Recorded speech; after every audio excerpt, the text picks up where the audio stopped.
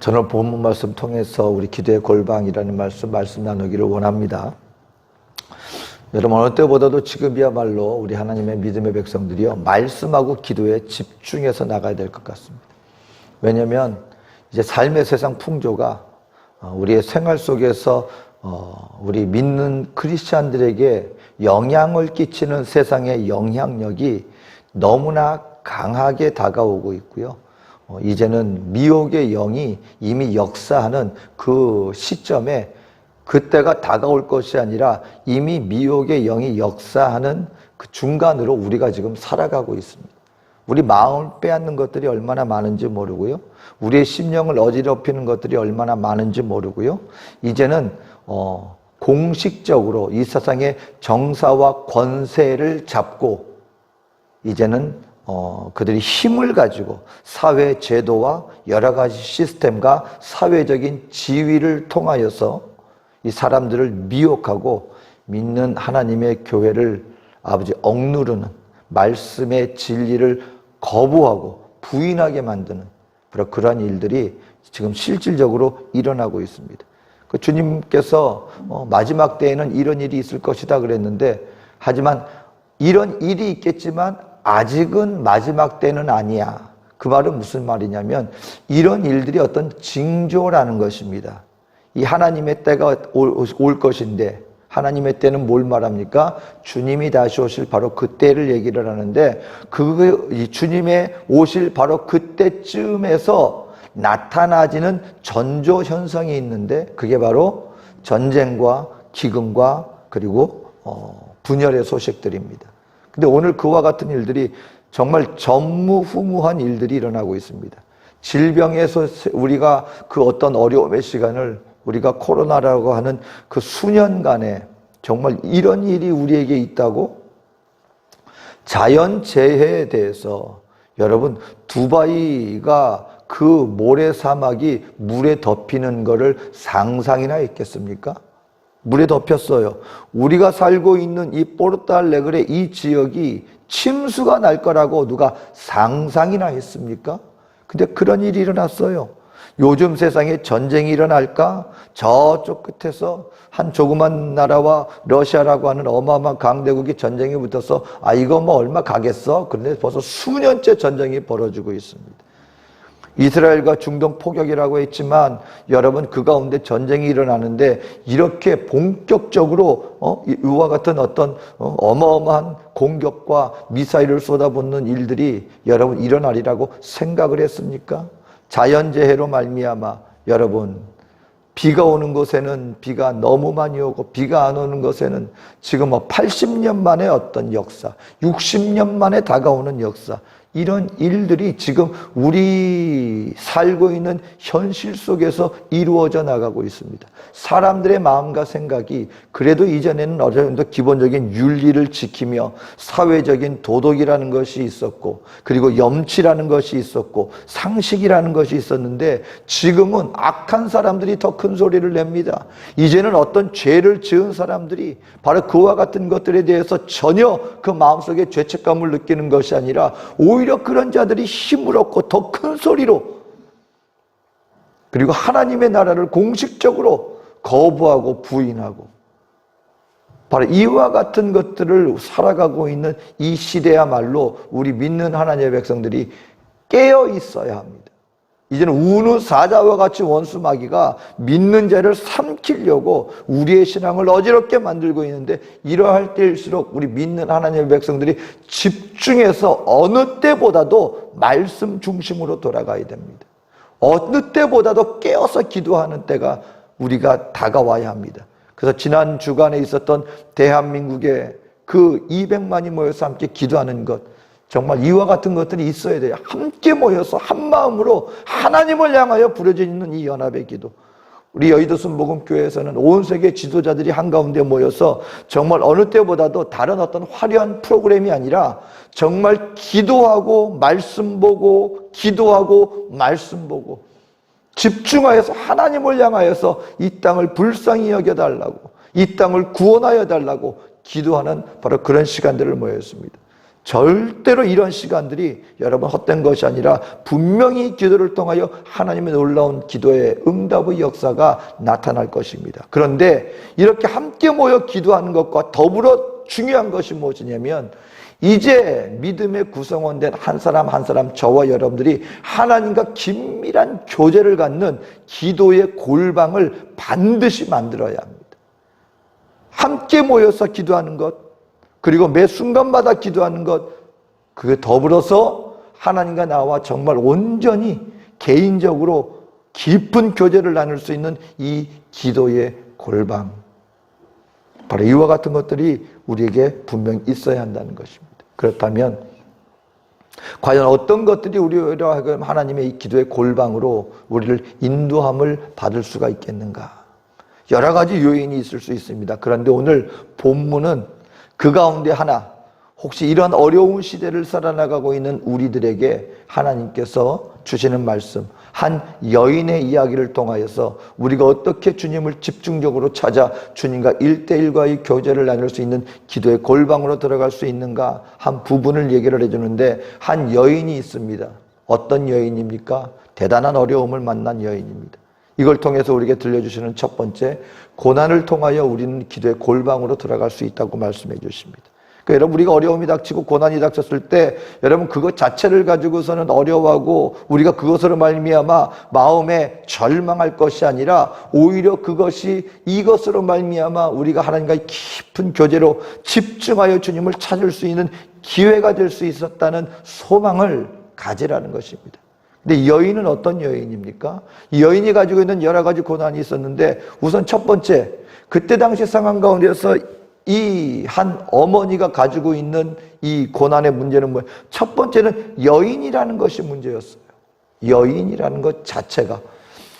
여러분, 오늘날 우리 많은 남녀 평등의 것들을 이렇게 내세우면서 지금은 어떻게 보면은 참 남녀 간의 어떤 차별이라는 것 자체에 대해서 얘기하는 것이 쉽지 않은, 남자, 여자 아니면은 남자가 해야 될 일, 여자가 해야 될 일을 구분 짓는 것 자체를 문제시 삼는 바로 그와 같은 시대를 우리가 살고 있지만, 하지만 지금 이러한 세대 속에서도 여전히 중동 사회 가운데는 어떤 일들이 있습니까?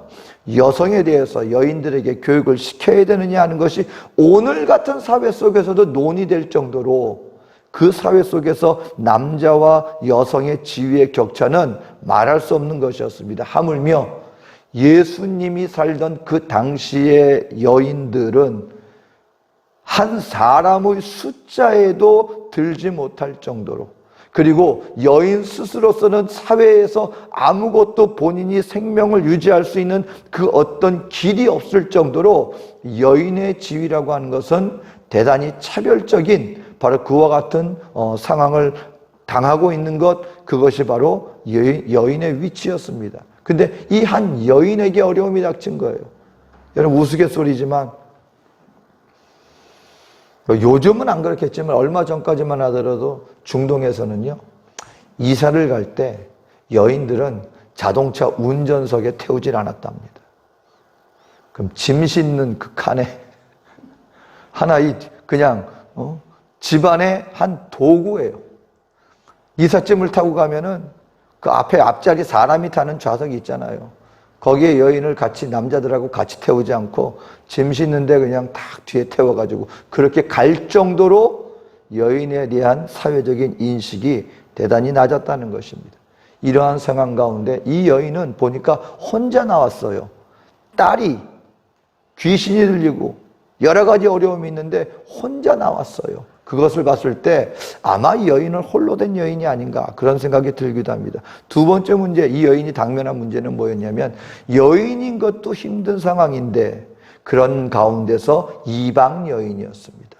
수로보니게 헬라에 속한 여인이었는데, 이스라엘 사회에 있어서의 이 이방인이라고 하는 존재는, 여러분 그때 당시에 이스라엘이 힘이 있습니까? 식민지예요.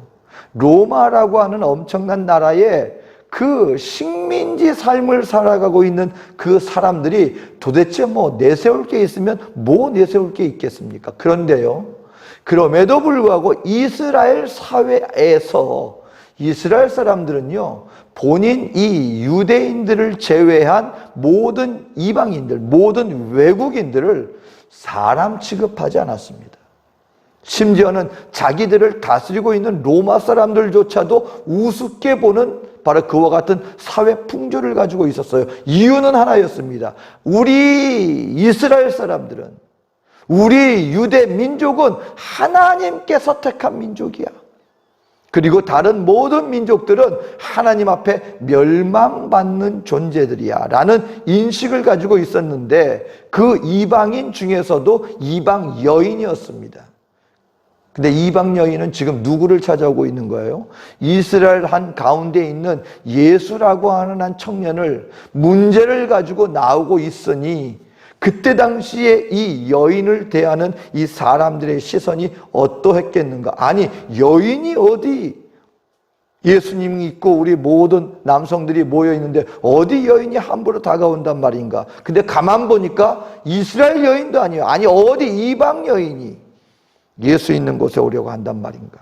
이 여인이 당면한 문제였습니다. 또 한 가지는, 여인에게 딸이 있었는데 딸이 귀신이 들린 거예요. 근데 여러분, 불에 던지고 물에 던져지고 그리고 무덤가에서 살게 되어지고,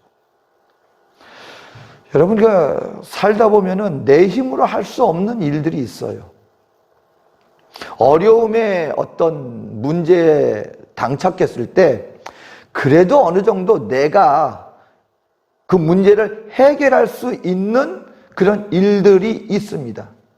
그거는 내가 열심히 하고 내가 어떻게 하든 여러 가지 방법을 통해서 내가 그 문제를 해결해 나갈 수 있다면 그래도 그 어려움은 어느 정도 다가온다 할지라도, 그래, 이거 내가 좀 절약하고 아니면 내가 이렇게 잘해서 관리 잘하면 내가 이겨나갈 수 있지. 어려움이 있을 수 있지만 그래도 힘은 낼 수 있어요. 왜? 이 정도는 내가 문제 해결할 수 있으니까. 근데 어떤 일들은 우리 스스로 도저히 감당이 안 되는 그런 일들이 있어요.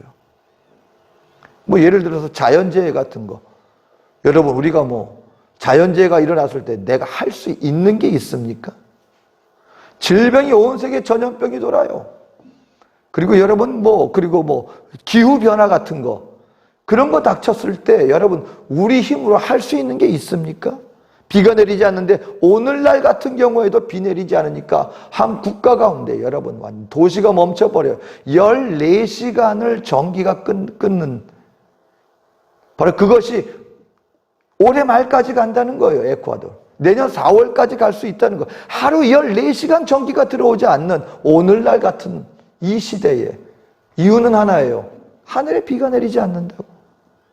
전기 공급할 수 있는 수력발전소에 물이 지금 60년 만에 그 기록적인 가뭄으로 말미암아 한 나라 전체가 고통을 당하고 있습니다. 이런 거 우리가 감당할 수 있습니까?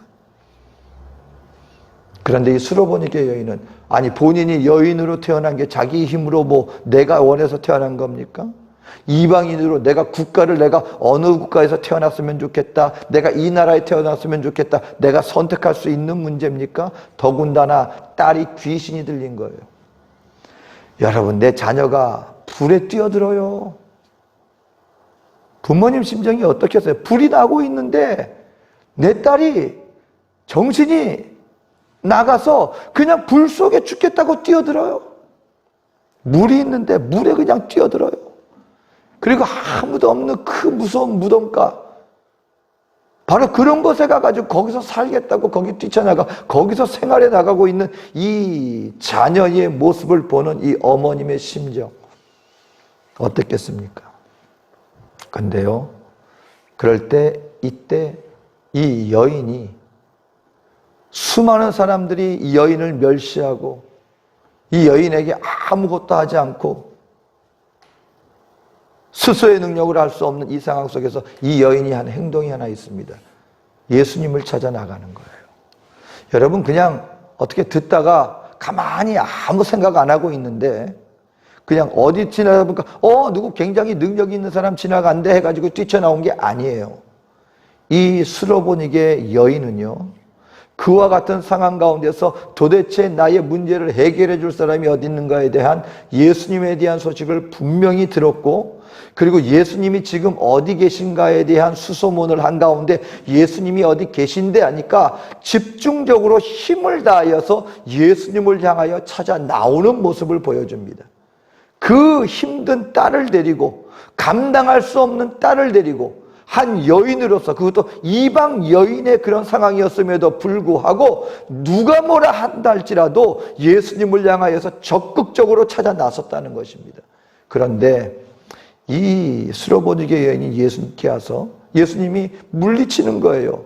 아니, 내가 내 민족 외에 내가 내 자녀들에게 떡을 주는 게 맞지 개들에게 자녀에 줄 떡을 주는 것은 합당치 않아. 그랬을 때 이 수로보니게 여인이 예수님을 향하여 표현한 말이 있습니다. 다윗의 자손 예수여. 그럽니다. 다윗의 자손 예수. 이 말은 무슨 말이냐면요, 내가 지금 누구 앞에 나오는지 알지 못하고 그냥 누군가가 능력이 있대 그래서 그냥 그 내 딸에게 병 고침을 받기 위해서 무작정 튀어나온 게 아니라 내가 지금 누구를 향하여 나아가고 있는가에 대한 예수님에 대한 분명한 인식과 그분이 누군가에 대한 사전에 예수님에 대해서 철저히 깨달아 안 상황 속에서 나왔다는 거예요.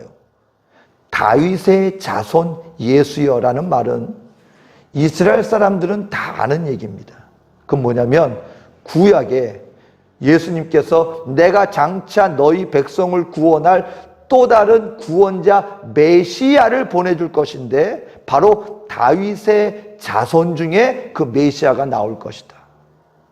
예수님이 이 땅 가운데 오셨는데 이스라엘 사람들조차도 예수님을 다윗의 자손, 당신이 우리의 메시아입니다라고 인정하지 않았습니다. 근데 이 수로보니게 여인은 예수님께 나와서 지금 무슨 얘기를 하고 있는 것이냐면, 예수님, 나는 당신이 누군지 압니다. 당신은 구약의 하나님께서 이 땅 가운데 구원자 메시아를 보내주시겠다고 약속하신 바로 그 다윗의 자손 메시아가 바로 당신 아닙니까? 라고 말하면서 예수를 알고 그리고 힘을 다하여 예수님을 향하여 나올 수 있게 됐다라는 것입니다. 그러면 이 수로보니게 여인이 오늘 이와 같이 예수 그리스도에 대해서 온전히 깨닫고 그 예수님을 향하여 집중적으로 나올 수 있게 만든 그 원인이 무엇이었는가? 이게 우리가 아이러니하게 들릴지는 모르지만 그 딸의 그와 같은 어려운 상황, 바로 그 고난으로 말미암아 누군가를 찾게 됐는데 바로 그로 말미암아 예수를 알게 되었고 예수님이 어떤 분인가에 대해서 예수님을 알고 그리고 적극적으로 그 예수를 향하여 나올 수 있는 계기가 될 수 있었다는 것입니다. 오늘 저와 여러분들이요, 우리의 삶 속에서 우리에게 다가오는 삶의 여러 가지 환경적인 어려움이나 우리로 하여금 마음을 평안하게 만들지 못하게 하는, 하루 우리 마음을 쉼을 주지 못하는 그 어떤 상황과 순간들이 있을 수 있습니다. 여러분, 그럴 때 여러분 분명히 말씀드립니다. 다른 걸로 우리 마음을 빼앗기지 마십시오. 우리 마음이 걱정과 근심으로 억눌리고요, 그럴 때 우리 마음을 자꾸 불안하게 만듭니다. 우리의 마음을 자꾸 주지 않게 만들 뿐만 아니라 우리의 마음과 심령을 조각조각되게 만들어요. 집중하지 못하게 만듭니다. 어쩔 수 없이 안절부절하지 못하게 만듭니다. 그런데 이럴 때 믿음의 백성들은요, 바로 그런 모든 것들을 집중하여서 주님께 가지고 나오는 계기로 만들게 되어진다면 그때 저와 여러분들은 뭘 만드는 거예요?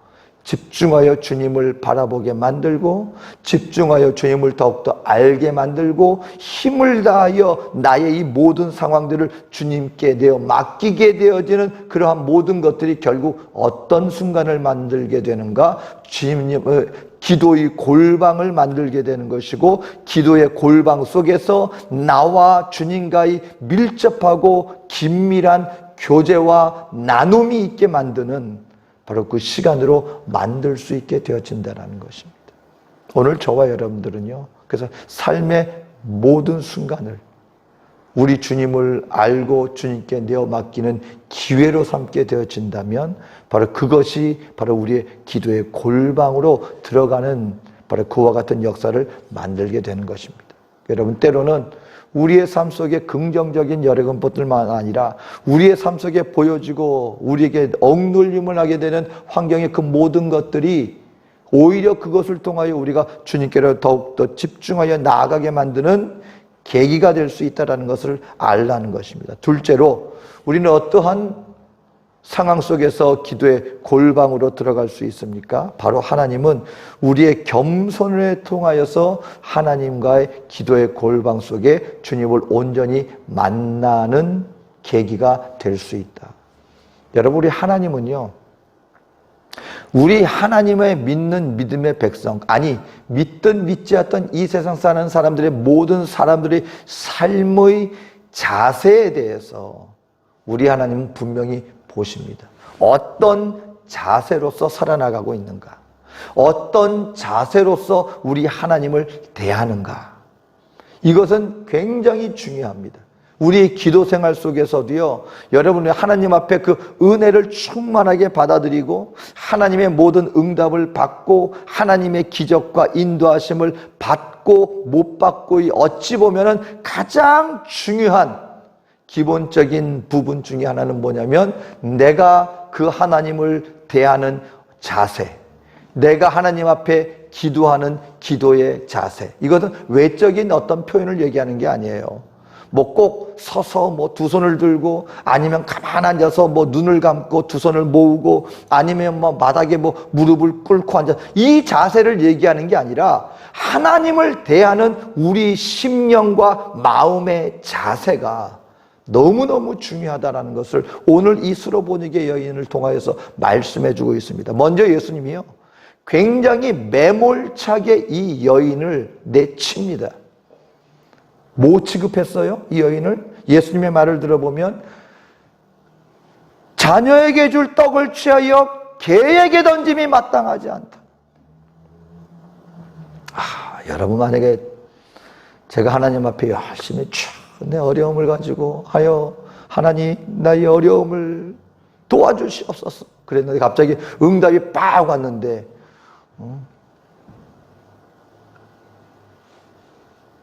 내가 사랑하는 자녀들이 있는데 그 자녀들의 떡이 준비되어 있는데 아무것도 아닌 개 같은 너한테 내가 이걸 내가 왜 해줘야 되느냐라는 음성이 한번 딱 들었다고 한번 생각해 보세요.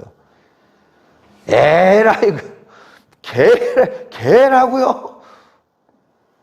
여러분, 근데 눈앞에서 수많은 사람들 앞에 그렇잖아도 이방 여인이라고 멸시받고 있는 그 분위기 속에서 그래도 이분은 다르겠거니 했는데 그분의 입에서 나를 개 취급받았어요. 근데 그때 여인이 취한 행동은요, 예수님, 당신 하는 말은 다 맞습니다. 내가 누구간데 당신의 말을 판단하겠습니까? 근데요, 한 가지만 내가 구할게요. 개들도 자녀들이 밥상에서 떨어지는 부스러기를 주워 먹지 않습니까? 나를 긍휼히 여겨주시고 불쌍히 여겨주시옵소서. 이때 예수님이요, 이 여인을 어마어마하게 칭찬하면서 여인의 모든 네가 이 말을 하였으니. 여러분, 우리 하나님 앞에 나올 때 때로 하나님 앞에 하나님의 말씀을 줄줄줄 다 외우고 말씀의 단어 하나하나 전부 다 생활 속에서 있는 그대로 실천하며 산다고 하는 하나님의 말씀의 스승이요, 사회적인 영적 지도자인 바리새인들이 예수님 앞에 책망받은 근본적인 이유가 뭔지 아십니까? 아니, 하나님의 말씀을 따라 하루 종일 마음과 생각 속에서 그들의 모든 삶이 말씀으로 말미암고 말씀을 따라 이루어지고 있는데 도대체 근본적인 차이가 무엇입니까? 하나님 나라와는 전혀 상관없이 여겨지는 이 스로보니게 여인은 왜 예수님을 알고 예수님께 구원받고 이 기적을 체험하는 사람이 될 수 있었는데, 말씀으로 말미암아 생활에 나가는 바로 그들은 왜 책망받았느냐? 다른 거 아니에요. 하나님 앞에 나올 때 그들의 마음 자세가. 제가 요번에 CGI 성회 가운데 한 분의 목사님, 외국인 목사님이셨는데 말씀 중에, 저도 평소에 어떤 그런 비슷한 생각을 하고 있는데 이분이 딱 그 말씀 하시는데 정말 마음에 와닿습니다. 뭐냐면, 요즘에 많은 크리스찬들이 진정한 하나님의 빛을 보지 못한다는 거예요. 하나님의 빛, 영광의 빛을 바라봐야 되는데 뭐에 가려서 빛이 보이지 않느냐? 생활 속에서 우리 인류가 만들어 놓은 이 조명이 하늘의 빛을 가리고 있는 그거에 비유를 하시는 거예요. 제가 언젠가 말씀드렸죠? 제가 한번 파라과이에서 제가 실질적으로 경험했던 게, 우리는 하늘에 별빛이 없는지 알았는데 전기가 나갔어요. 그때 이럴 땐 전기 나간 것도 은혜였던 것 같아. 밖에서 친구들하고 식당, 왜 남미는 바깥에 길거리에 식탁 내놓고 이렇게 하는 데가 많잖아요. 지금보다 그때는 훨씬 더 많았어요. 저녁이 되면 웬만한 식당은 전부 다 식탁 밖에 내놓고, 그리고 거기에서 이렇게 뭐 마시면서 뭐 식사하면서 그런 시간을 보내는 곳이 많았는데, 밖에서 이렇게 친구들하고 이렇게 모임을 갖고 앉아 있는데 도시의 전기가 다 나가 버렸는데, 그때 문득 하늘을 봤는데 보이지 않았던 그 어마어마한 별빛.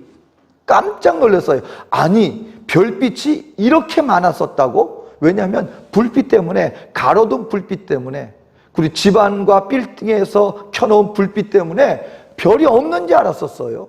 구름이 가려져 있는지 알았었어요. 근데 수많은 별빛이 너무나 찬란하게 빛나고 있었어요. 뭐가 가리고 있었던 거예요? 인류의 문명의 빛이.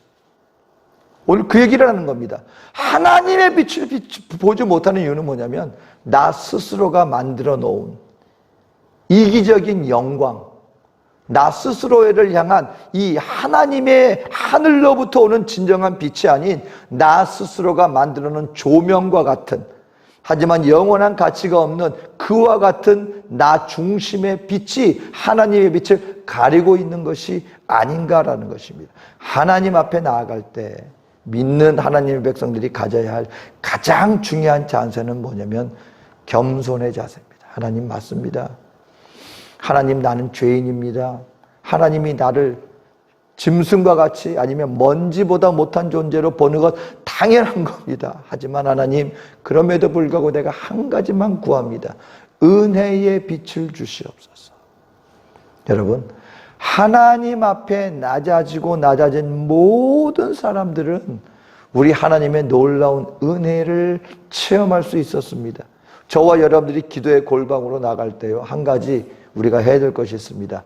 나의 것을 가지고 나가려고 하면, 하나님, 나는 이런 것도 했고요, 나는 저런 것도. 우리가 아는 것처럼 바리새인과 그리고 한 세리의 기도, 아주 명확한 차이가 나는 겁니다. 한쪽은요, 외적으로 볼 때 정말 부족함이 없는데, 문제는 뭐였냐면 그 기도문을 들어보면, 하나님, 나는 이렇고 나는 저렇고 나는 저 세리 같지 않은 것을 감사하고. 근데 이 세리는요, 여러분, 세리는 나 이거 해놓고도 나는 나 이래서 이랬어요, 나는 저래서 저랬어요, 핑계대고 나온 게 아니라, 세리는 하나님, 나 죄인 맞습니다 하고 회개하는 심령으로 나와서 무릎 꿇고 기도해요. 그랬더니 놀랍게도 하나님이 저자의 기도를 들어 응답하셨다 했는데, 그게 바로 세리의 기도는 응답받다. 하나님 그 기도는 받으신다. 문제는 뭡니까? 하나님 앞에 나갈 때 이 스로보니게 여인은요, 내가 낮아지면 낮아질수록요, 주님과의 교제의 골은 더 깊어집니다. 하나님 맞습니다. 나를 용서해 주시고, 난 아무것도 아닌데요, 낮아지고 내 마음에 안 든다고 하나님 왜 이렇고요, 왜 저렇고요, 나는 이런데요, 나는 저런데요, 그러면은요 아버지의 마음이 보이지가 않아요. 나의 것만 보여요. 물론 처음에 나의 것을 가지고 나갈 수 있겠죠. 하지만 기도가 깊어지고 깊어지면 하나님이 분명히 깨닫게 해주는 것이 있습니다. 그 뭐냐면 아버지의 마음을 깨닫게 해주신다는 것입니다. 우리가 어떻게 기도의 골방에 들어갈 수 있습니까? 겸손을 통하여 들어갑니다. 마지막으로 한 가지 말씀드립니다. 마지막으로 저와 여러분들이 하나님의 기도의 골방에 들어갈 수 있기 위해서는요, 대화를 통해 기도의 골방에 들어갑니다. 이 말은 무슨 말이냐면, 여러분 기도할 때 하나님이 우리에게 주시는 어떤 감동이 있어요. 그럴 때 일단 하나님 맞습니다 하고 들어가야 돼요. 이 여인에게 너는 지금 현재 너는 이방인이야. 아직까지는 이 하나님의 구원의 은혜가 너희에게 가는 것이 아니라 이스라엘 백성들을 향하여 가고 있어. 근데 이때 이 여인이 아유 너무 편협한 거 아닙니까? 말도 안 했는데서 이렇게 안 하고요. 맞습니다. 맞습니다. 여러분 하나님 하는 말씀은 다 맞아요. 성경에 하나님이 너 지금 죄 지었구나. 맞습니다 하나님. 너 지금 벗어나 있지 않니? 맞습니다 하나님. 너 지금 스스로 높이고 있지 않니? 맞습니다 하나님. 너 지금 구할 거 제대로 구하고 있지 않지? 맞습니다 하나님. 하나님이 우리에게 뭔가를 말씀해 주실 때요, 여러분 그거 자꾸 받아치려고 하면 안 돼요. 이건 아니야, 이건 아니야. 자꾸 나 스스로 하나님이 주신 감동을 내가 자꾸 떨쳐내려고 그래요. 그러다가 어느 순간인가 여러분 그걸 갖다 계속 부인하잖아요. 어떤 일이 벌어지는지 아십니까? 하나님의 임재 자체를 꺼려하게 돼요. 그건 제가 체험한 것입니다. 어느 순간인가 제가 하나님 앞에서 말씀에서 좀 벗어나는 삶을 살아지니까 어떤 일이 벌어지냐면요, 처음에는 하나님이 자꾸 뭔가 말씀을 주세요. 그래도 기도했어요. 그리고 받아들이려고 했어요. 근데 내가 자꾸 나 스스로가 세상의 것들을 선택하고 세상 쪽으로 발을 자꾸 내딛잖아요. 어떤 지경까지 가는지 아십니까? 그렇게 사모했던 예배 자체가 꺼려지는 거예요. 그렇게 사모했던 예배가 좋아서 모든 예배마다 기도마다 그리고 찬양마다 말씀이 너무 좋아서 사모해서 내가 찾아갔던 그 예배의 자리가 하나님의 말씀을 내가 인정하지 않고 내가 자꾸 변명하고 내가 자꾸 세상적으로 나 스스로가 선택해서 세상에 사랑하는 쪽으로 나가게 되니까 나중에 제가 깜짝 놀랐습니다. 어느 순간인가 보니까 예배 자체를 내가 꺼려하고 있는 모습을 보면서 이렇게 되는구나. 이렇게까지 될 수 있구나. 기도의 골방이 주님과의 깊은 교제에 들어가기 위해서는요, 저와 여러분들이 반드시 해야 되는 것이 있습니다. 그건 뭐냐면 하나님이 나에게 주시는 감동의 것들을 맞습니다 받아들이고 그 말씀 앞에서 살피고 그 가운데 나에 있는 모든 것들을 아뢰는 거예요. 주님 앞에. 그러면 어떻게 됩니까? 그 기도의 골방의 시간, 우리 하나님은요 다 받아주시는 하나님. 여러분 사람 앞에는 다 말하면 안 돼요. 조심하세요. 어떤 분들이 그래서 구역예배나 뭐 할 때 실수하는 것 중에 그러니까 이게 시행착오죠. 나눔의 시간 속에서 은혜를 너무 받았어요. 그랬더니 내 속에 있는 얘기, 해도 되는 얘기가 있는데 될 수 있으면 하나님께만 해야 될 얘기도 분명히 있어요. 근데 은혜를 받고 난 다음에 해도 될 얘기, 안 해도 될 얘기까지 다 하고 난 다음에 그 다음에는 더 깊어지고 모두가 다 용납하고 더 하나가 되는 역사가 나타나야 되는데 그 다음부터 얼굴이 안 보여요. 왜? 그때는 은혜가 돼서 속 얘기 다 해놓고 나중에 제정신 들고 보니까 아이고 내가 창피해서 못 나가겠다. 그러니까 누가 뭐라 그래서 안 나가는 게 아니라 본인 스스로가 감당을 못하는 거예요. 근데 저는 분명히 여러분들에게 말씀드립니다. 교제하면서 나눌 것들이 분명히 필요합니다. 하지만 하나님 앞에는 다 얘기해도 돼요. 하나님 앞에. 그 하나님 앞에 깊은 골방 속에서 나의 모든 것들을 받아주시는 하나님, 하나님을 인정하고 겸손하게 주님을 우리가 무릎 꿇고 나가고 그리고 모든 순간의 것들을 집중하여 주님을 찾아 나간다면 저와 여러분들에게는요 방이 하나 생깁니다. 어떤 방? 주님과 깊은 교제하는 기도의 골방. 여러분 이러한 삶 속에 모두가 하나 되어 연합하여 기도할 때, 함께 기도할 때, 이런 믿음으로 주님과의 교제가 있는 무리가 하나가 되어서 함께 연합하여 기도할 때 얼마나 놀라운 역사가 나타나겠습니까? 여러분, 어려운 시대입니다. 분명히 여러분들에게 정말 권고드립니다.